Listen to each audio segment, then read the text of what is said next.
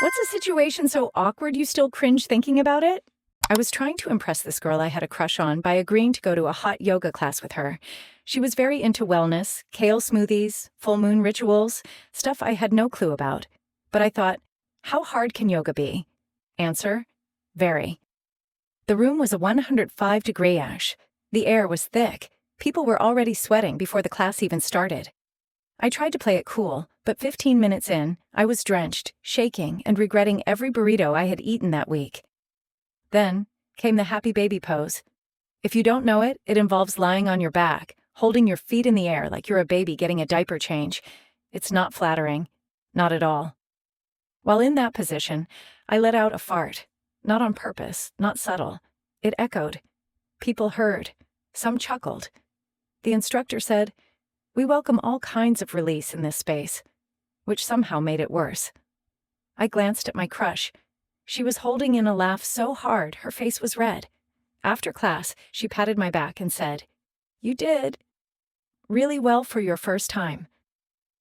We never went on a second date, but I now own a yoga mat, just in case I ever need to humiliate myself again on my own terms. There's this girl, Lindsay, who I had been low-key in love with since freshman year of college. Smart, sarcastic, always wore band t-shirts with jeans that somehow looked better than actual formal wear on anyone else. We had the kind of friendship that almost became something, but never quite crossed the line. One night, we were at a house party, and the vibe felt different. She leaned on me more. We danced a little. She laughed at everything I said.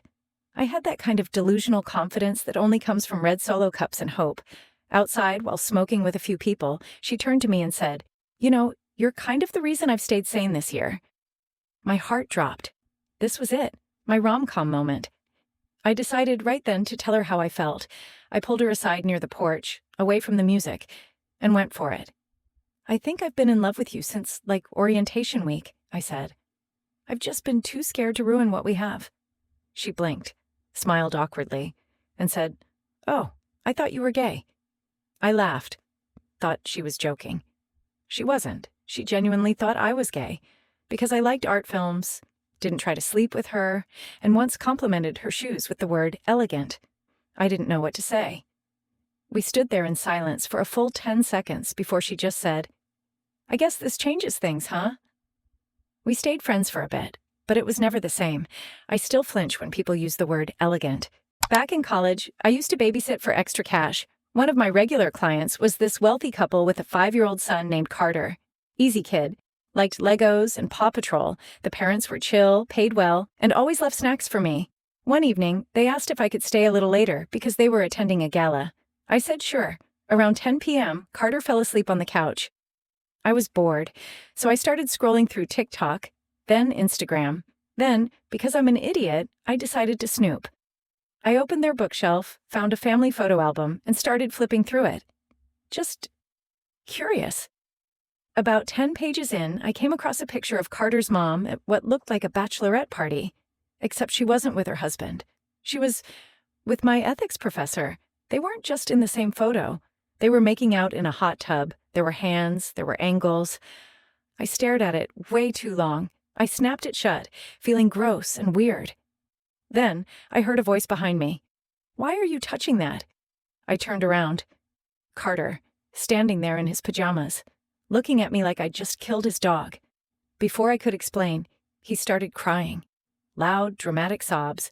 I tried to calm him down, swore I wasn't doing anything bad, even offered to let him eat a cookie at 10:30 p.m. But he kept crying. When his parents came home, the mom looked at the shelf, then back at me, and just said, "We'll call you if we need you again." They never did. Also, my professor failed me that semester. I still don't know if it's related. I was at a friend's wedding at a fancy country club. Everything was upscale. String quartet, open bar, oysters on ice. At one point during the reception, I went to the bathroom. The place was spotless, with marble counters and a weirdly echoey acoustic. There were 3 urinals, but no one else inside. Or so I thought. While I was standing there, doing my thing, I pulled out my phone with one hand and checked a text from my buddy who hadn't shown up. I whispered to myself, "You lucky bastard, you dodged this circus." And then I laughed. Not a normal laugh, a full cackling laugh that echoed off the walls like a madman had just lost it in the restroom. Then I said out loud, again to myself, God, I hate weddings. Just people pretending they're not terrified of dying alone. That's when the toilet flushed behind me. A stall door opened. The groom's father, who had given an emotional speech 30 minutes prior, stepped out. We locked eyes. I nodded like an idiot and said, "Nice toast earlier." He didn't reply, just washed his hands in silence and walked out. Later, I caught him glancing at me during the father-daughter dance with this deep look of existential sadness, like I had said out loud what he'd been secretly feeling. I left before cake. I met Mia on Bumble. We clicked instantly. Our chats were flirty but fun, and she had this sarcastic sense of humor that completely disarmed me. After a week of texting, she invited me to a small dinner party her friend was throwing. I said yes. I showed up with a bottle of wine and my best "I'm totally chill" attitude. The party was at this sleek, modern apartment with low lighting, lo-fi music, and about 8 people, mostly strangers. I was doing okay. Charming, I thought, until she introduced me to one guy who looked oddly familiar. "Dan, this is my dad," she said. I laughed. Thought she was joking, like a really weird joke. So I leaned into the bit and said, "Nice to meet you, sir. I promised to have your daughter home before midnight." Classic awkward joke, right? Except no one laughed. He gave me a long, uncomfortable look and said, "You realize I can Google you, right?" Turns out, Mia wasn't joking. Her dad was 48. She was 24, I was 28. Somehow, I hadn't asked about her parents, and she'd never mentioned him being at the party. And apparently, I had been flirting with Mia in front of him the entire night. Later, I found out she actually wanted to see how I'd react. Said she liked to test people under pressure. I failed. I made up an excuse, left early, and blocked her the next day. I still see her sometimes on dating apps. I swipe left every time, out of pure PTSD. A few years ago, I worked at a mid-sized tech company where office gossip was practically a sport. There was a guy named Tom, VP of sales, who was universally disliked. Smug, condescending, always taking credit for other people's work. I avoided him like the plague. One day, after a brutal meeting where Tom had steamrolled a junior employee, I messaged my friend Claire on Slack. "If Tom's ego gets any bigger, we're going to have to start orbiting it." She replied with a laughing emoji, and I kept going. Pretty sure his mirror files a restraining order every time he looks into it. Then I screenshotted the convo and sent it to our private group chat, just for fun. Except, I didn't. I had forwarded it directly to Tom, no subject. Just the screenshot of me trash-talking him, with his name in bold and all. I stared at the screen, frozen. I felt my soul detach from my body and hover above me. I wanted to puke. 2 minutes later, I got a one-line reply. "Thanks for the feedback." He never brought it up again, but he made my life hell in 1,000 subtle ways. Assigned me to dead-end accounts, cut me out of meetings, and during my next performance review, I got the classic not-quite leadership material speech. Lesson learned, always triple-check your recipients. So I signed up for a new gym after moving to Seattle. It was one of those high-end places with eucalyptus towels and mood lighting. I was determined to get back in shape, and on my second visit, I decided to try the rowing machine. There were rows of them, all lined up facing a mirror, which meant you could watch yourself suffer in real time. I was halfway through a 20-minute endurance row, sweating like a maniac, when a girl walked in and got on the machine next to me. She was athletic, calm, didn't even seem to be breathing hard. I wanted to impress her. So I rowed harder. I pushed myself way beyond my limit, my legs shaking, arms trembling. I was going full beast mode, grunting, sweating, breathing like I was being chased through a forest. Then I felt something give in my stomach, not a muscle, something deeper. I instantly knew. It was a fart. But not just any fart. It was loud, echoey, and horrifyingly wet. In that perfectly silent gym, it sounded like a small explosion. I froze. So did she. She slowly turned to me, expression unreadable, then turned back to her rower and calmly moved 3 machines away without saying a word. I considered abandoning the gym forever. I came back 2 weeks later.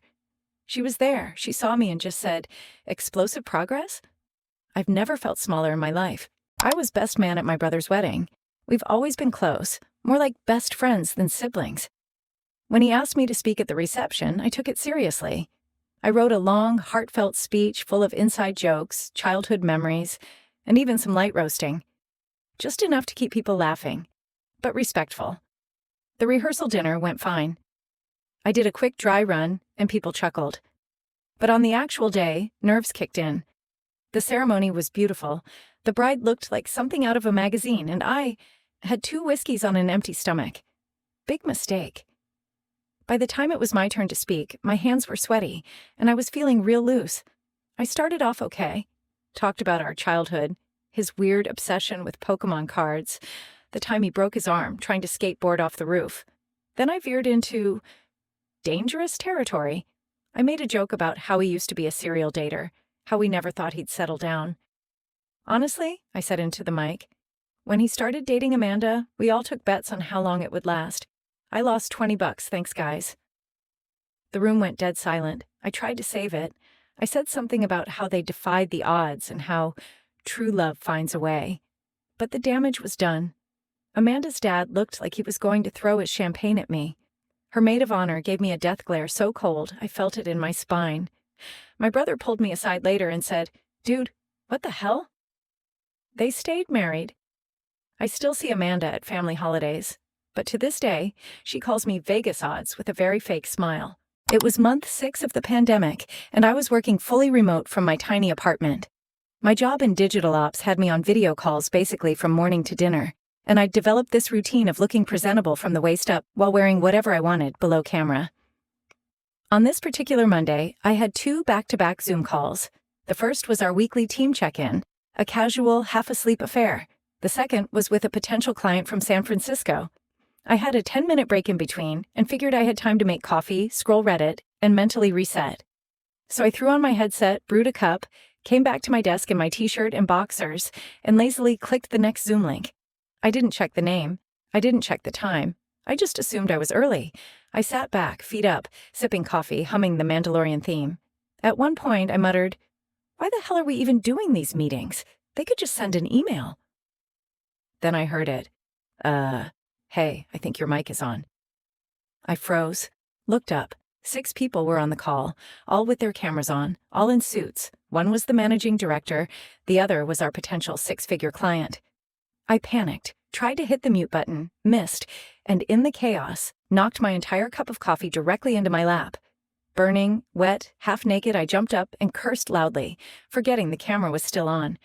The client's face was frozen in horror. I tried to salvage it, sat down, apologized, gave some weak line about early Monday energy.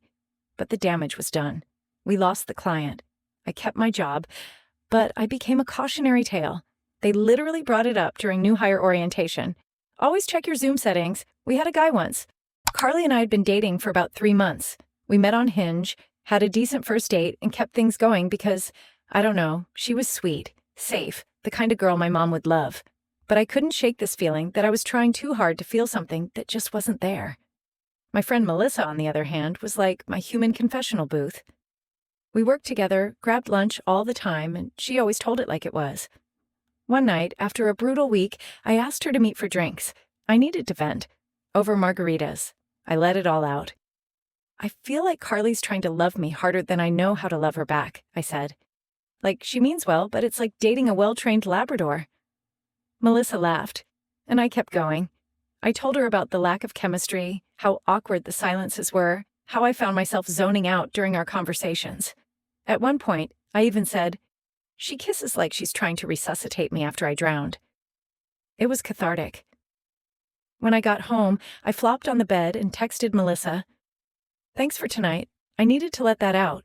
Carly's kind, but I feel like I'm dating a well-meaning potato." I hit send, and immediately realized I had sent it to Carly. The name at the top of the screen stared back at me like a death sentence. Carly. She read it within seconds. The typing bubble started. Stopped. Started again. Then nothing. No message. No call. Just silence. She unmatched me on everything. Blocked my number. Ghosted like I was a bad dream she didn't want to remember. To this day, I triple-check every message I send. Every damn one. A few years ago, I landed an interview at a top-tier marketing agency in Chicago. This place was everything I'd ever wanted. Open floor plan, espresso machine in the lobby, people walking around with tattoos and MacBooks, wearing sneakers with tailored blazers. I had been stalking their Instagram for months, dreaming about what it'd be like to work there. I prepped like crazy. I rehearsed my answers, memorized their top campaigns, even Googled the hiring manager to find mutual interests. The night before, I barely slept. I was so hyped. That morning, I put on my best white shirt, the one that says, "I'm serious but cool," and skipped breakfast because my stomach felt off. Huge mistake. Midway through the interview, right when I was hitting my stride, answering a question about market segmentation, my stomach made this deep, gurgling sound, the kind that makes your spine go cold. I tried to keep talking, tried to push through, but I could feel this pressure building like a soda can being shaken. Then it happened. It wasn't loud, but it was sharp. A quick little PTF. Just enough. And in a glass conference room, even a whisper sounds like a cannon. I kept my face completely still. Like, maybe if I didn't react, she'd think it was the chair. She didn't. The HR manager's lips twitched. She reached over without a word and turned on the little desk fan. That's when I knew it was over. Not just the interview. My soul was leaving my body. The rest of the conversation was a blur. I tried to act natural, like I hadn't just detonated a silent but deadly in my dream job interview, but every sentence felt like it was happening underwater. I didn't get a call back, but I did get a story that still makes me sweat at night.